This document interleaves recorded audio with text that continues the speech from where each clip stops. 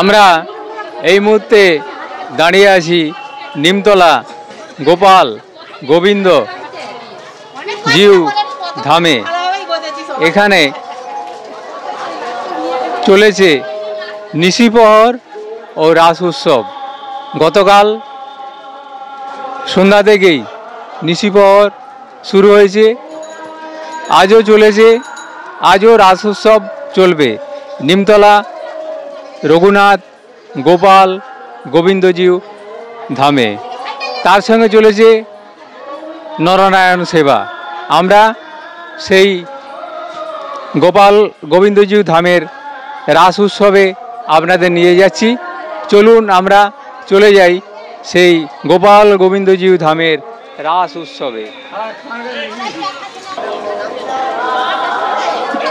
রঘুনাথ গোপাল গোবিন্দজিউ ধামের যে রাস উৎসব চলেছে সেই দৃশ্য আমরা এসপি নিউজ বাংলা সরাসরি নিমতলা গোপাল গোবিন্দ জিউ ধাম থেকে তুলে ধরছি, আপনারা দেখতে থাকুন।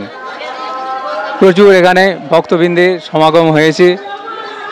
আর কিছু দূরেই এখানে যে প্রেম মন্দির রূপায়ণের পথে চলেছে, সেখানেই চলেছে নরনারায়ণ সেবা। হাজার হাজার মানুষের সমাগম হয়েছে। সমাগমে এই গোপাল গোবিন্দজিউ ধামের রাস উৎসব একটা অন্য মাত্রায় পৌঁছে গিয়েছে এবং অগণিত যে ভক্তবৃন্দর যে আগমন হয়েছে এই রাস উৎসব এবং নরনারায়ণ সেবা নিতে, সেই দৃশ্যটি তুমি সুন্দরভাবে তুলে ধরো এবং হাজার হাজার ভক্তবৃন্দ আমরা সেই যে রাস উৎসব চলেছে প্রতিটি রাখাবো এবং বিভিন্ন পৌরাণিক নিমতলা গোপাল গোবিন্দজিউ ধামে যে রাস উৎসব ও নিশিপ্রহর চলেছে, আমরা এই সময়ের অন্যতম সুধী নাট্যকার, অভিনেতা এবং হরবোলা তাপস দালালকে পেয়েছি। আজকের এই নিশিপ্রহরে এসেছেন এই গ্রামেরই স্থায়ী বাসিন্দা, বর্তমানে ঘাটালে আছেন। ঘাটাল থেকেই এসেছেন আজকের এই নিশিপ্রহর এবং কীর্তন গান উপভোগ করতে। তো সেই তাপসবাবুর কাছেই আজকের এই কীর্তন গান এবং এখানে যে প্রেম মন্দির হচ্ছে এই বিষয়ে আমরা তার অনুভূতি আমাদের চ্যানেলের মাধ্যমে জেনে নিতে চাই। স্যার, আপনার নাম? আমার নাম তাপস দালাল। আমি এইখানেই আমার বাসিন্দা। যে বাস্তুতে বা যেই এইখানে এই দালাল বংশেরই আমি এক সন্তান। আমার বাড়ি এই পাশেই। যেই প্রতিষ্ঠান এখানে হয়েছে আমি সত্যি আজ গর্বিত, আনন্দিত যে এই বয়সে এসে যে তমলহাট যে প্রতিষ্ঠানটা করে যাচ্ছেন, এটা একটা ভবিষ্যতে বিশাল কাজ করলেন। এটা আমাদের নিমতলার গর্ব, ঘাটাল মহকুমার গর্ব এবং মেদিনীপুর জেলার গর্ব যে এইভাবে উনি একটা ওনার যে মনের বাসনা সেইটা পূরণ করতে চলেছেন। সত্যি এটা কি ছিল, আজ কি হয়েছে। আজ আমাদেরও গর্ব যে আমরা দালাল বংশের সন্তান হয়ে এইখানে যে একটা এত সুন্দর প্রতিষ্ঠান গড়ে উঠবে এটা স্বপ্নও কোনো দিন ভাবিনি। সত্যি খুব ভালো লাগছে। এবং এই যে আজকে যে এখানে একটা আয়োজন নরনারায়ণের সেবা, এটা বিপুল আয়োজন করা আছে।